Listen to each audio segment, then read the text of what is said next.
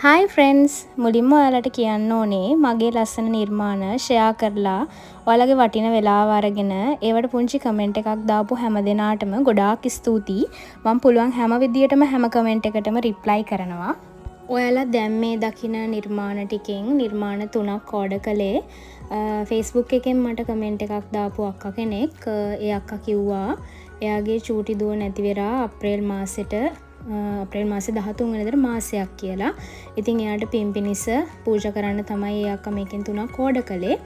ඉතින් මටත් හිතුණා තව වැඩිපුර එකක් එයාගේ ඕඩර් එකට එකතු කරන්න.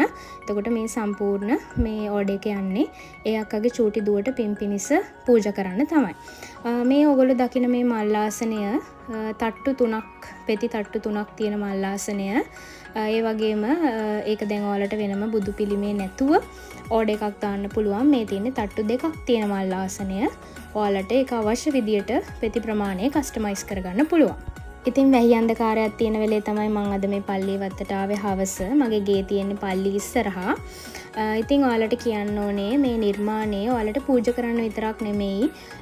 පුංචි දරුවන්ගේ පාඩම් කරන තැනක එහෙම නැත්නම් ඔයාලා බුදුන් වදින තැනක එහෙම නැත්නම් ඔයාලගේ කාර් එකේ තියන්න ඒ වගේ ඕන දෙයකට මේක ඔයාලට භාවිතා කරන්න පුළුවන්. ඉතින් ඔයාලට අවශ්‍ය විදියට මේක ඕනම පාටකින් කස්ටමයිස් කරගන්න පුළුවන්.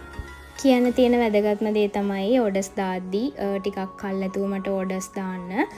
මොකද මේකේ නිර්මාණයේ තියෙන ක්වොලිටි එකත් එක්ක මට මේක හදන්න සැලකියුතු වෙලාවක් යනවා. ඒක නිසා ඔයගොල්ලෝ ඕඩර්ස් දාද්දී මට චුට්ටක් කල්ැතුව ඕඩර්ස් දාන්න කියලා හැමෝගෙම ආදරෙන් ඉල්ලනවා.